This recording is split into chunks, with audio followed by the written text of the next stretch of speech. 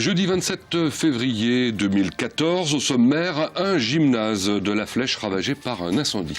La salle de gymnastique du Petit Versailles à La Flèche a été entièrement détruite par les flammes. Émotions vives sur place.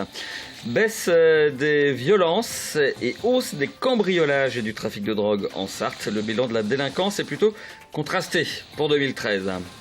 Municipalement, avec cette question d'Alain Pigeot, l'espace culturel des Jacobins respecte-t-il la loi de 2005 sur l'accessibilité ? Oui, répond Jean-Claude Boulard, le maire candidat. Et puis nous nous rentrons à Paris, au Salon de l'Agriculture, à la rencontre des Sartois. Grand succès encore cette année du stand des fermiers de l'Ouai. Et on commence ce journal par un fait divers. Un incendie a ravagé cette nuit le gymnase du Petit Versailles à La Flèche. L'intervention des pompiers a duré une bonne partie de la nuit. La salle de gymnastique ainsi que le matériel ont été entièrement détruits par les flammes. Le reste du bâtiment, lui, a été épargné. Une enquête a été ouverte pour déterminer les causes de cet incendie. Florent Clavel. Une carcasse de cendres, voilà ce qu'il reste ce matin de la salle de gymnastique du Petit Versailles. Sous l'effet de la chaleur, la chaudière a explosé et le toit s'est effondré.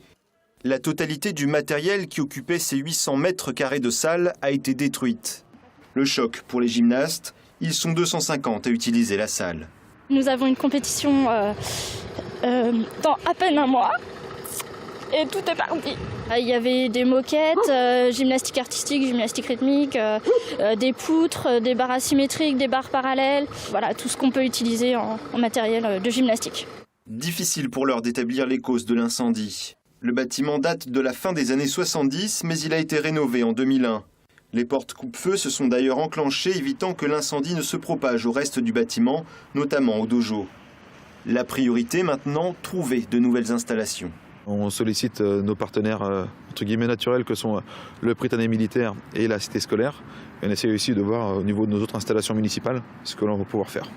Pour profiter des autres salles non endommagées, il faudra également patienter 2 mois selon l'expert en assurance, le temps de sécuriser entièrement les lieux. La préfecture présentait le bilan 2013 de la délinquance. C'était aujourd'hui. Bonne ou mauvaise nouvelle pour la sécurité en Sarthe ? Alors, bilan positif et encourageant selon la préfecture, avec des violences qui diminuent et des infractions qui se stabilisent. Par contre, de l'autre côté, les cambriolages et le trafic de drogue sont en augmentation très nette en Sarthe pour l'année 2013. Les détails donc de ce bilan plutôt contrasté, Marion Vigreux. Rendre les citoyens acteurs de leur sécurité. Voici en résumé le message transmis ce matin par la préfecture. Lorsqu'il constate un cambriolage, on ne va pas forcément intervenir. Il faut d'abord qu'il appelle la police. Éventuellement, certains filment ce qui se passe, donc remontent des informations, et ça, c'est extrêmement précieux. Donc cette responsabilisation fait aussi partie, si vous voulez, un petit peu cette forme d'adaptation que la société doit avoir, qu'on attend d'elle, dans le contexte un peu compliqué du moment. Compliqué puisqu'aujourd'hui, les forces de l'ordre doivent faire face à des équipes très organisées qui agissent vite. Alors, cible de prédilection en 2013, les exploitations agricoles, les commerces, entrepôts et les zones pavillonnaires de la périphérie mancelle, souvent désertes en journée, comme les communes de Sargé, Rouillon ou encore Changé, où 30 cambriolages ont été relevés en une année. Le fléau aujourd'hui, c'est les bandes, notamment avec des mineurs, qui écument littéralement des quartiers entiers, qui rentrent, qui sortent, et en quelques secondes, si vous voulez, le travail est fait. Et là, on est sur des réseaux très structurés qu'on peut appeler des mafias, qui travaillent vraiment au niveau français et européen, et qui peuvent écumer plusieurs départements sur une semaine. Et ce phénomène de bande fait également écho à une autre organisation, celle autour du trafic de stupéfiants, lui aussi en très nette hausse. Un trafic qui se développe de plus en plus dans les zones rurales, en connexion avec des réseaux européens. Il n'y a pas que la ZSP. Il y a en Sarthe un certain nombre de bandes, à Sablé, à la Ferté-Bernard, à Mamers, à la Flèche, qui vivent du trafic de stupéfiants. Malgré les effets d'annonce, le préfet est resté flou quant à la date d'arrivée de la brigade cynophile. Elle reste néanmoins la priorité de 2014, tout comme les renforts en CRS, des forces mobiles qui pourraient être déployées dans les autres communes du département et pas seulement au Mans. Une autre hausse, hélas, à constater, c'est celle de la courbe du chômage en Sarthe. Et oui, avec plus 0,4% constaté au mois de janvier, soit 196 demandeurs d'emploi de plus en un mois. La hausse est de 5% sur un an. Le nombre de demandeurs d'emploi s'établit en Sarthe à 45 146 très précisément.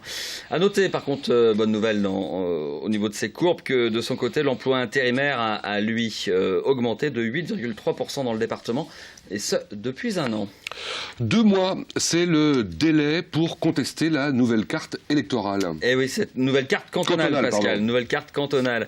Le projet présenté début janvier dans le département vient d'être validé par le Conseil d'État. La Sarthe passera de 40 à 21 cantons, de 40 à 42 conseillers généraux.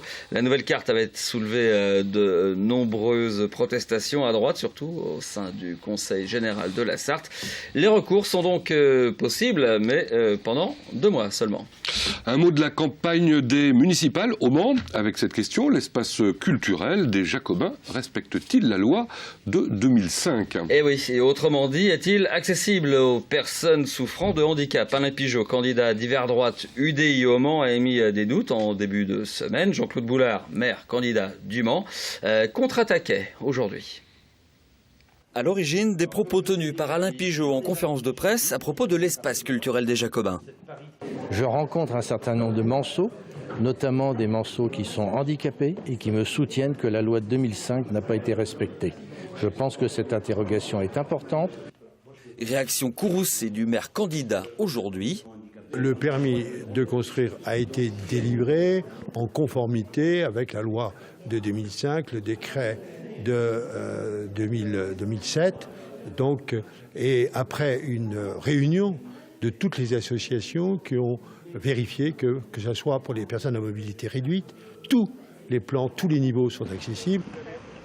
Rendez-vous sur place, Sophie Moisy est conseillère municipale et candidate sur la liste de Jean-Claude Boulard. Elle a mené les concertations avec les associations. Les escaliers de la place devront être réadaptés pour les malvoyants.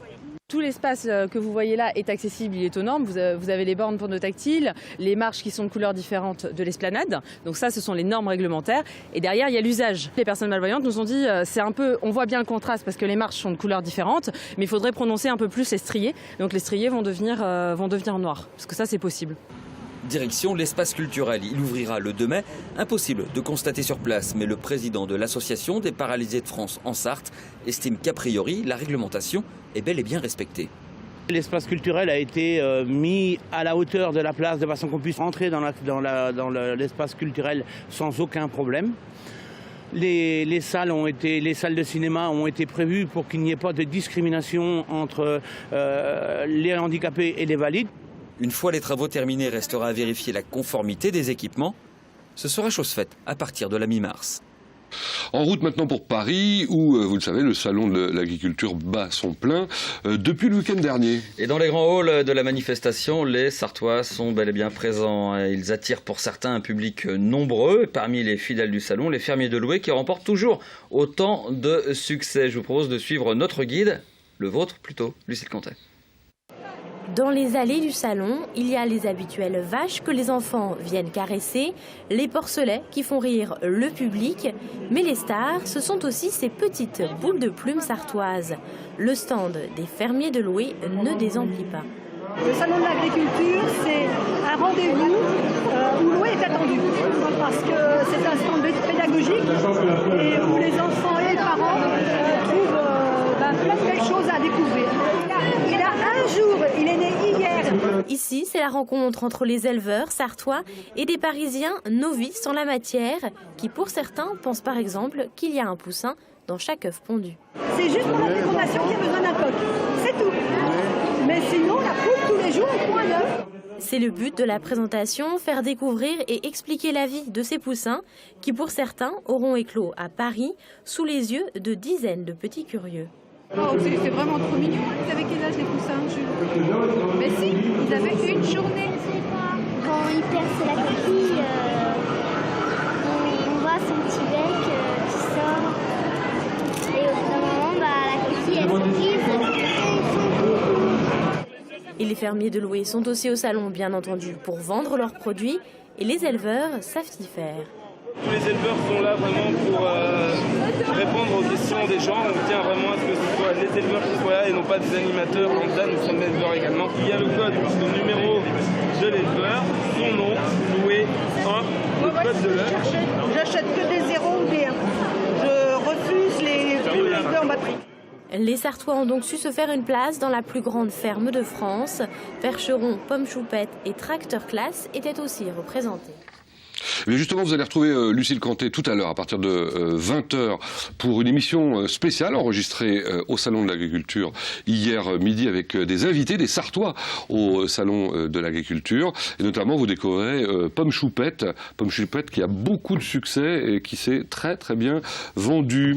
Merci Mickaël. Dans un instant, on se retrouve normalement pour l'actu vue par les entrepreneurs avec notre invité.